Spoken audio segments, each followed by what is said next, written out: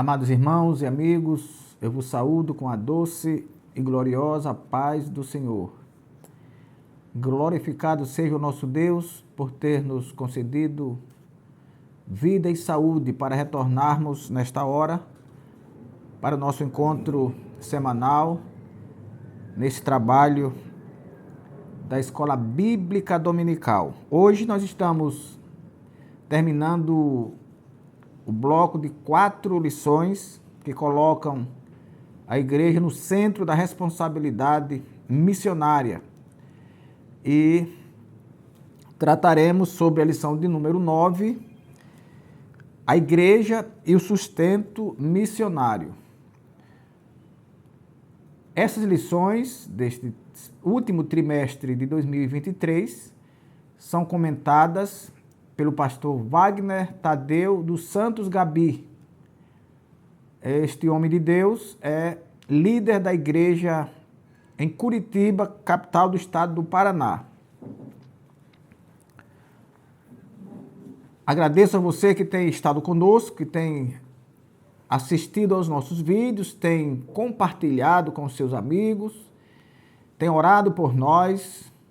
Você, amigo superintendente da Escola Bíblica Dominical, você que é aluno, assíduo, amante da Escola Bíblica, Deus abençoe a sua vida. Eu espero que você tenha lido a lição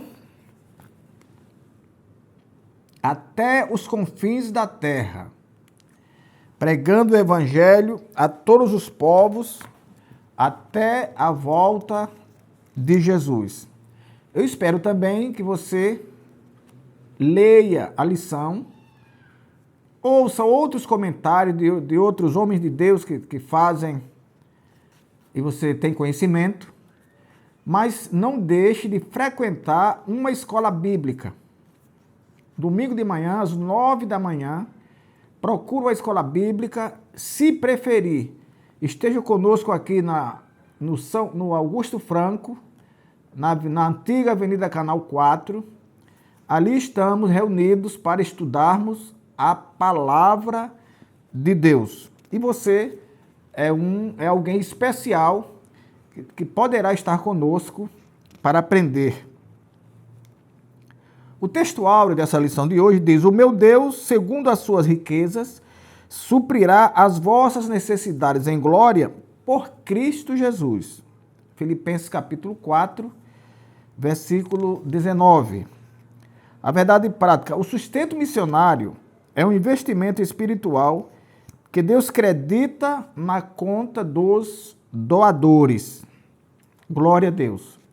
Repito que esta é a lição de número 9. Estamos terminando o nosso ano letivo da Escola Bíblica, mas ano que vem estaremos prontos para continuarmos trabalhando, fazendo aquilo para o que fomos chamados. A igreja e o sustento missionário. Meus amados, semana passada nós estudamos a lição Missionários Fazedores de Tendas. É um modelo alternativo ao normal. É um modelo, aliás, não chega a ser um modelo, é uma alternativa à obra missionária. Porque, queridos irmãos, Deus não deixa pontas soltas. Tudo que Deus faz tem um planejamento, tem um modelo. Se nós formos ver na construção da arca, houve um modelo. Na construção do tabernáculo, houve um modelo. Dos templos, sempre Deus dava um modelo para o homem seguir. Então, na obra missionária, que é algo tão importante, Deus não deixaria sem modelo. E o modelo missionário, o modelo que Deus deixou no Antigo Testamento, vem lá de Abraão, quando Deus mandou sair da terra onde ele estava, mandou sair de dentro dos seus familiares e fosse para uma outra terra que ele mostraria. Deus fez isso querendo que Abraão, como fez, criasse o Estado de Israel e de lá começasse a disseminação da evangelização pelo mundo. O modelo do Novo Testamento nós podemos ver no capítulo 13 de Atos dos Apóstolos, quando o próprio Deus usa a igreja de Antioquia para enviar o nosso irmão missionário Paulo e Barnabé. E assim diz: apartai-me a mim, Barnabé e Paulo, para uma obra que eu tenho chamado. Então veja que Abraão foi chamado da terra. Barnabé e Paulo já foram chamados para a obra. Abraão foi chamado para começar. Paulo e Barnabé já foram chamados para continuar a obra. E esse é o modelo. Mas, pastor, e o modelo fazedores de tendas?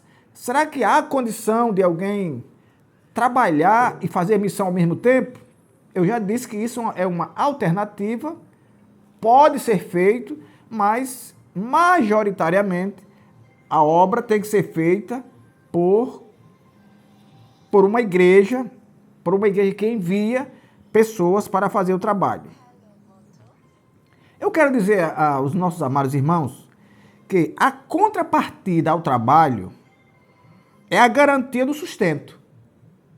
Então, se o missionário foi enviado por uma igreja ou por uma instituição missionária para fazer missão, então a contrapartida desse envio, a contrapartida dele ter saído de entre os seus parentes, saído da sua terra para fazer missão, é que ele seja sustentado por essa instituição ou por essa igreja que o enviou.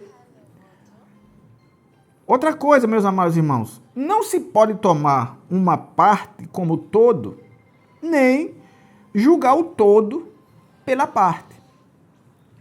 Claro que houve a possibilidade de Paulo fazer a missão fazendo a tenda.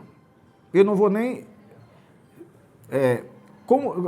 contextualizar isso aqui quando ele foi chamado para fazer missão fazendo tenda, trabalhando também. Quando ele não deixou o seu ofício anterior para fazer missão. Porque na época, o chefe em Israel, e Paulo era um zeloso fariseu, junto à Torá, ele deveria ter uma ocupação. E Paulo aprendeu a fazer tenda ainda antes de ser chamado para o Evangelho. Então, não se pode achar que, porque Paulo trabalhou, porque Priscila e Áquila trabalharam fazendo missão e fazendo tenda e trabalhando, e não vamos achar que agora todo mundo pode fazer, que agora é um modelo, que Deus mudou tudo e agora é um modelo que todo mundo tem que sair fazendo. Não. Tem que haver alguém que envie e tem que haver alguém que garanta. Que quem garante mesmo é Deus, mas uma instituição financeira, uma igreja ou uma instituição missionária é que deve fazer isso. Também não se pode achar que, porque o modelo é que a igreja envie e sustente, não haja outro modo de fazer. Tem muita gente que faz missão, que não vai para o exterior, que não sai do seu estado, faz a missão na Judéia, faz a missão em Jerusalém, não vai aos confins da terra, mas faz sem ser sustentado por uma igreja ou por uma agência missionária. Então, nós temos que pensar por aí. O certo é que a obra missionária, que é, no final de tudo, a pregação do Evangelho, não pode parar. E a Bíblia diz que o Evangelho tem que ser pregado em todos os cantos da terra para que o Senhor volte. Quando o próprio Paulo diz que não queria ser pesado aos irmãos, meu querido, ele diz isso, não é que ele esteja se excluindo da ajuda de ninguém. porque ele recebeu também ajudas. Se ele não era totalmente sustentado, mas ele recebeu várias ajudas. Ele disse isso porque o apóstolo Paulo é um homem que é o maior missionário do Novo Testamento. Era um homem que não queria ser julgado, não queria ser censurado por ninguém, porque ele estava trabalhando, era o pensamento dele, porque ele estava trabalhando e não queria ser censurado, por isso eu trabalho dia e noite para não ser pesado ao irmão.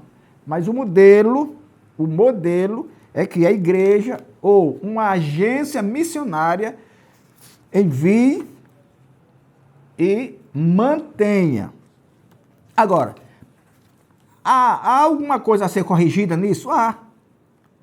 É a igreja mesmo que envia? Que é ela que mantém, a gente sabe que é, mas é ela que envia? Ela é chamada a enviar? A igreja de Antioquia foi ela mesma que enviou Paulo e Barnabé. A Bíblia diz que eles oraram, a igreja orou por eles e despediu, e eles foram. Mas, muitas vezes isso não acontece. A gente tem exemplos de que pessoas são levadas ou são mandadas, a igreja mantém, mas nem sempre a igreja envia, nem sempre a igreja, às vezes a igreja nem conhece a pessoa que foi enviada e que ela passará a ser mantenedora. A igreja de Filipos e o sustento missionário. Meus amados irmãos, a igreja de Filipos é a primeira igreja fundada por um pregador cristão na Europa. Filipos é uma cidade da Macedônia, que Paulo visitou algumas vezes, e na primeira vez que ele visitou, ele plantou aquela igreja em Filipos. E a gratidão pelos filipenses, por Paulo ter pregado aos irmãos de Filipos e ter aberto ali uma igreja, era muito grande, de maneira que eles se abriram para recompensar esse feito de Paulo, ajudando na obra missionária. A Bíblia diz que Paulo estava preso em Roma e um certo cooperador chamado Epafrodito visitou Paulo, levou algum dinheiro, alguma ajuda para ele. E a Bíblia diz que Paulo foi tão grato àquele gesto de Epafrodito, que o mesmo Epafrodito, voltando para Filipos, leva essa carta que hoje nós lemos para agradecer aos filipenses por tão nobre gesto de se lembrar de alguém que estava preso, necessitado, mandando alguma coisa. Então, participar do sustento missionário é um privilégio. A Bíblia diz que a melhor coisa é dar do que receber. Irmão, só dá quem tem. Quantas vezes a gente quer dar alguma coisa e não dá porque não tem? Então, quem tem, se alegre em dar. Porque você só dá porque tem. E só tem porque recebeu. E recebeu de Deus. Porque a Bíblia diz que tudo que é bom e todo dom perfeito vem do alto, descendo do céu. Então é Deus que lhe dá, é Deus que nos dá. Tudo aquilo que nós temos para distribuir, é Deus que nos dá. Quando Deus manda Abraão ir para a terra que ele mostraria, ele diz: eu abençoar-te-ei a sua vida e serás uma bênção. Vamos mudar um pouco. Vamos tirar o mesóclise. Ele diz: eu te abençoarei e tu serás uma bênção. Isto é, você vai ser abençoado, depois você vai abençoar a outros. Então, participar desse trabalho, em dizer que eu estou contribuindo para que outros sejam salvos, isso não tem medida, é algo maravilhoso. Porque eu fui alcançado também por alguém que pregou para mim. Quem pregou para mim, naturalmente recebeu de outro. E em tudo isso há um trabalho, em tudo isso há um investimento, em tudo isso há um recurso. Então Deus abençoe a você, a sua vida, abençoe as igrejas que têm se empenhado em fazer esse trabalho. As esferas do sustento missionário. O trabalho missionário envolve várias esferas. Mas a primeira, a principal, e eu diria indispensável, é o planejamento financeiro. Mas pastor, mas a obra de Deus é feita pela fé. Tudo bem. Mas Jesus ensinou que todas as pessoas que vão construir alguma coisa devem fazer os cálculos dos gastos para que, começando, não deixe pelo caminho e seja zombado. Foi Jesus que ensinou. Então, o que Jesus ensinou, eu ensino também. O que Jesus ensinou, eu aprendo e ensino. Então, os gastos financeiros. Por quê? Nós vamos dizer que alguém ser sustentado na missão na África não custa a mesma coisa de alguém ser sustentado na Europa. Não custa a mesma coisa, é diferente. Aluguel, transporte, saúde, alimentação. Tudo isso é mais custoso nos países mais desenvolvidos. Então, para alguém ir e não haver problema na estrada, para não haver descontinuidade, deve haver, primeiramente, o planejamento financeiro de quem vai enviar. E depois desse planejamento financeiro, o envio, um cumprimento fiel desse planejamento. Isso é fundamental para que a obra ande e as almas sejam salvas. Princípios básicos acerca do sustento missionário pela igreja. Eu já disse, o custo financeiro. Primeiro, falei do planejamento e agora o custo. É um princípio básico. Básico. É aquilo que o missionário precisa, missionário e sua família precisa para chegar ao final do mês. Para fazer suas viagens, que ele não vai ficar pregado no lugar sozinho. Tem um custo, e esse custo deve ser delineado anteriormente, previamente. Princípios básicos do sustento missionário. O custo financeiro e os princípios básicos. Por exemplo, o suporte financeiro deve ser de modo organizado sem ignorar a carência e as necessidades do missionário no campo. O missionário chega num país, numa terra que os costumes são diferentes, muitas vezes ele tem que trocar a roupa, porque a roupa dele é diferente. Ele tem que trocar os calçados. Ele tem que ele tem que se adaptar à alimentação. Então, tudo isso são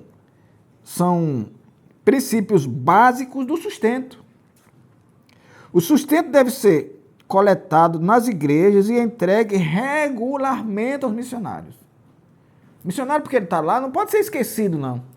Como ninguém está sabendo, alguém é que manda para lá e o corpo da igreja muitas vezes não sabe.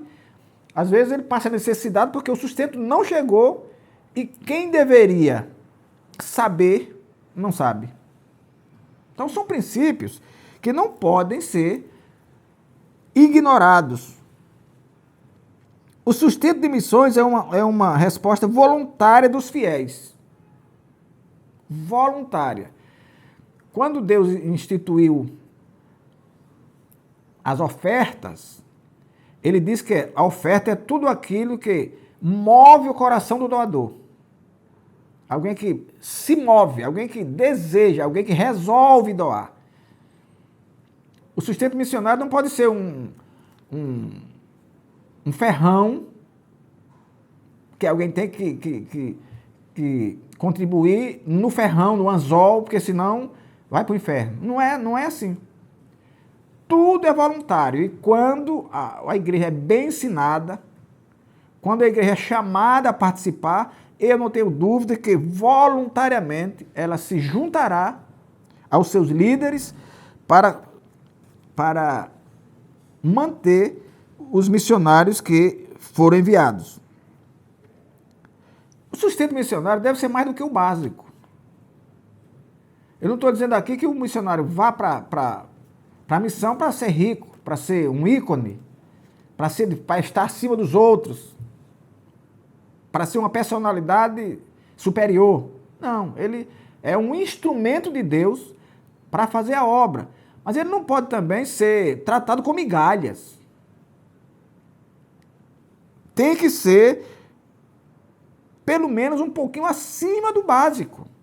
Porque se ele precisar tomar uma medicação no outro dia, ele tem o dinheiro, porque o sistema de saúde no mundo todo são precários. Trocar uma roupa, fazer uma viagem, uma consulta médica, uma consulta odontológica para o próprio ou para a família. De forma que esses são princípios básicos do sustento missionário que a igreja não deve ignorar. Quando eu digo igreja, eu estou me referindo ao líder, porque é ele que lida com isso. É ele que recebe, é ele que contabiliza e é ele que envia.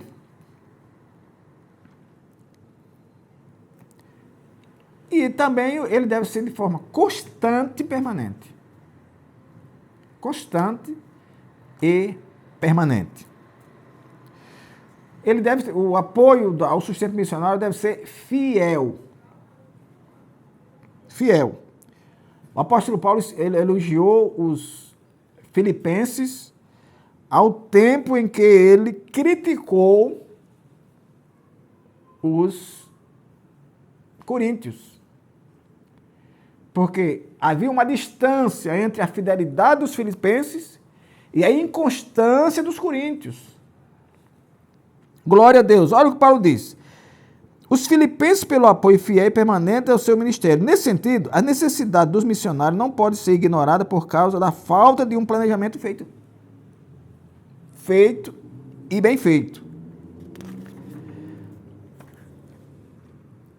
Então, a igreja de Filipos e a igreja de Corinto. Houve uma discussão, que nós já falamos da igreja de Filipos, que era uma igreja grata a Paulo, por ter sido objeto das mãos do próprio Paulo, mas houve uma discussão entre Paulo e os coríntios, que não estavam dispostos a contribuir com a obra. Quando Paulo dizia isso, ele não estava pedindo para ele, é porque a obra, o trabalho, tem despesas. E Paulo chegou a dizer, olha, eu dispensei, eu despojei algumas igrejas recebendo salário para servir a vocês. Isto é, ele renegou, ele rejeitou salário de outras igrejas para servir aos coríntios que não estavam dispostos a abrir o coração para contribuir para a obra missionária. Então, apesar da diligência da igreja em Filipos, havia a negligência da igreja de Corinto. E isso foi prontamente combatido por Paulo, que diz, eu não estou pedindo para mim não, porque eu estou pronto. Eu sei viver com abundância ou sem ela. Eu sei viver com a barriga cheia ou tendo fome, mas é a obra que precisa. Porque todos nós temos que ter consciência do nosso dever. Não foi homem nenhum que disse, foi o próprio Jesus que disse. Ide por todo o mundo. Jesus subindo prestes a subir, ascender ao céu, após ressuscitado, ele diz que nós deveríamos ser testemunhas, tanto em Jerusalém, como em Samaria, Judeia e até aos confins da terra. Então não é um querer do líder, não é um querer de uma denominação, é uma ordem de Deus. Porque Deus quer que todos se arrependam, é assim que a Bíblia diz, que Deus não tem prazer na morte do ímpio, mas quer que todos se arrependam e cheguem ao pleno conhecimento da verdade. Isso é consciência. Eu tenho que ter a consciência de que pregar o evangelho é a minha obrigação. Paulo diz, ai de mim se não pregar. Ai de mim se não pregar. Ele disse, se prego, não tenho glória nenhuma, mas ai de mim se não pregar. É uma obrigação nossa. Pessoas financiando a obra.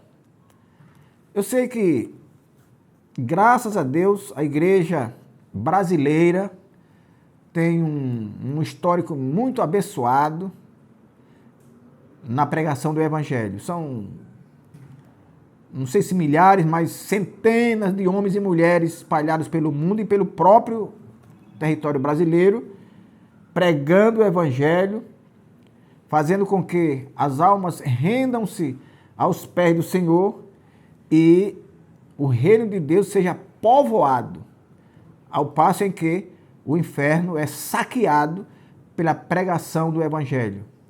E nós, como homens e mulheres de Deus escolhidos pelo próprio Deus, conscientes da nossa obrigação institucional da igreja e espiritual de Deus, não podemos amolecer nesse tão grande trabalho, nessa tão grandiosa tarefa. Então nós concitamos, nós buscamos o apoio dos irmãos para de forma ordeira, não naquela forma gananciosa, mas de forma ordeira, fazermos aquilo para o que fomos chamados, contribuirmos para a manutenção da obra do Senhor, para a pregação do evangelho e também orar para que esses recursos tão dificilmente arrecadados, porque nos dias de hoje tudo é difícil, a pobreza se alastra pelo mundo e no Brasil não é diferente. Então que esses recursos tão cuidadosamente arrecadados, tão alegremente disponibilizados por pessoas que às vezes são faxineiras, pessoas assalariadas, que esses recursos sejam bem utilizados, que esses recursos façam parte da mais clara transparência, que qualquer contribuinte saiba exatamente onde está entrando o seu centavo. Glória a Deus, porque assim acontecendo, eu não tenho dúvida do que o evangelho avançará com mais pressa e as almas com a mesma pressa também deixarão o inferno e aceitarão a Jesus para ir para o céu. Nossos dízimos e ofertas são uma maneira de reconhecermos a soberania de Deus em nossa vida e a vontade divina, a salvação dos perdidos da terra. Então, quando nós estamos entregando os nossos dízimos, que é uma doutrina bíblica, que não pode ser vilipendiada, nem por quem entrega, nem por quem recebe, porque quem entrega tem o zelo de entregar, porque pelo menos ele sabe que quando ele entrega o dízimo, aquele dízimo vai servir para ganhar a outros. E quem recebe para administrar tem que ter a mesma visão de que aquilo não é dele, ele apenas é o gestor, ele apenas é alguém que vai contabilizar para que chegue no lugar para onde foi enviado. Para que essa meta seja alcançada, Deus conta com cada um de seus filhos, com todos os seus dons e talentos. Deus conta com você para entrar no seleto grupo de mantenedores da obra missionária. O Senhor, nosso Deus, conta conosco para fazermos chegar Bíblias, literaturas, missionários aos povos que ainda não foram alcançados, com a mensagem da vida eterna. Deus conta comigo, Deus conta com você. Deus conta com a igreja dele, a igreja lavada e remida pelo sangue do Senhor. E que nada, as brigas, as contendas, as incompreensões, sejam capazes de frear essa marcha da igreja na pregação do Evangelho. Que o Senhor nosso Deus nos abençoe e nos guarde até o nosso próximo encontro. Inclinai os vossos ouvidos e vinde a mim, ouvi e a vossa alma viverá.